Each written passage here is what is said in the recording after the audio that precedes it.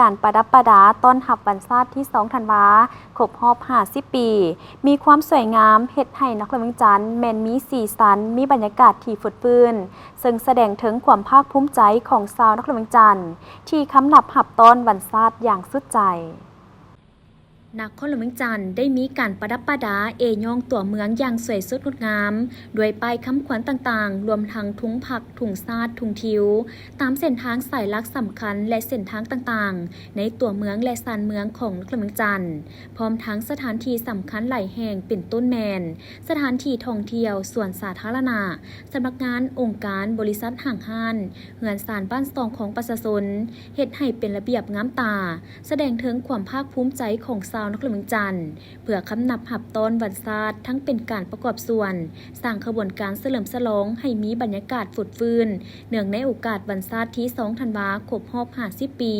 และเพื่อแสดงถึงความเอกอังทนงใจและความเป็นชาติลาวผ่านสายตาให้แขกทั้งภายในและต่างประเทศได้เห็นความรุ่งเรืองศรีวิไลของประเทศชาติลาวเฮา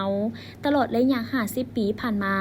แห่งการสร้างสรรค์พัฒนาประเทศชาติโอกาสนี้ท่านปัญญามณีวงศ์หัวหน้าห้องการคุ้มครองและบริการตัวเมืองนครหลวงจันทร์ได้ให้สัมภาษณ์ต่อทีมข่าวโทรทัศน์ทุ่งจันทร์ว่าตอนรับวันสถาปนาสปป.ลาวครบรอบ50ปีและวันคล้ายวันเกิดของประธานไกรสอนพรหมวิหารครบรอบ105ปีห้องการคุ้มครองและบริการตัวเมืองเวียงจันทร์ในนามผู้รับผิดชอบโดยกงต่อเวียกงานประดับประดาเวียกงานอนามัยตัวเมืองเพื่อเฮ็ดให้ตัวเมืองมีบรรยากาศฟดฟื้นในตอนเป็นการต้อนรับวันสำคัญดังกล่าวคือว่าห้องการคุ้มครองและบริการตัวเมืองเวียงจันทร์ได้สมทบกับองค์การปกครองเมืองได้กำหนดรูปแบบการประดับประดาตัวเมืองโดยเฉพาะเป็นอันที่1เป็นการติดตั้งทุ่งซุ้มเนาะเฮาก็ได้ติดตั้งทุ่งซุ้มในทั่วนครหลวงเวียงจันทร์หลายกว่า16จุดอันที่2เป็นการประดับประดาตามเส้นทางการติดตั้งทุ่งชาติทุ่งพักตามเสาไฟตามเส้นทางในตัวเมือง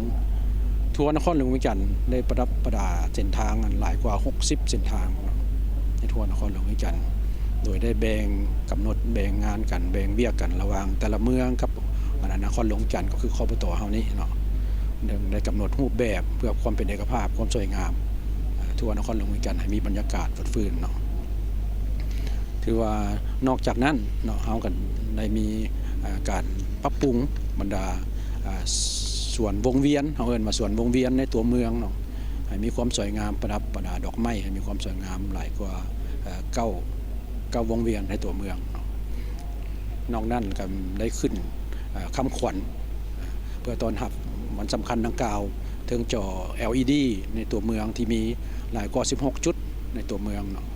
เป็นการสร้างกระบวนการต้อนรับวันสำคัญดังกล่าวเนาะถือว่าได้สมทบองค์การปกครองเมืองเนาะในการระดมทุกครัวเรือนให้มีการประดับประดามีส่วนร่วมในการประดับประดาทุ่งชาติทุ่งผักหน้าอาคารสำนักงานองค์การให้มีบรรยากาศฟดฟื้นเนาะนอกจากนั้นคปต.เฮาก็เป็นผู้รับผิดชอบโดยกงต่อเวียกงานอนามัยเส้นทางเฮาได้เพิ่มทวีการอนามัยบรรดาเส้นทางสำคัญในตัวเมืองเนาะโดยเฉพาะเส้นทางที่ติดพันกับกระบวนการเดินสวนสนามก็คือสนามหลวงเฮานี่เนาะเพิ่มทวีรอบเวียนให้เส้นทางในตัวเมืองมีความสะอาดสวยงามเนาะอันนั้นเป็นเวียกงานหลักเนาะนอกจากนั้นก็เป็นการเก็บเม็ดขี้เหงื่อให้แนวใดให้เข้าสู่สภาพปกติเนาะ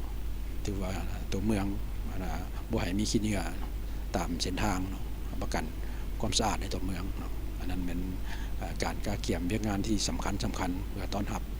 วันสถาปนาสปป.ลาวครบรอบ50ปีและวันคล้ายวันเกิดของประธานไกรสอนพรหมวิหารครบรอบ105ปีท่านปัญญามณีวงศ์ยังกล่าวเติมว่าขอเรียกร้องให้ทุกภาคส่วนโดยเฉพาะผู้ที่มีเรือนติดอยู่แคมทางจงมีส่วนร่วมช่วยกันสร้างกระบวนการรักษาความสะอาดความเป็นระเบียบเรียบร้อยร่วมกันประดับประดาด้วยการติดถุงผักถุงซาดถุงคิ้วเพื่อสร้างสีสันสร้างความสวยงามเป็นระเบียบเรียบร้อยเนื่องในโอกาสเฉลิมฉลองวันสถาปนาสาธารณรัฐประชาธิปไตยประชาชนลาวครบรอบ50ปี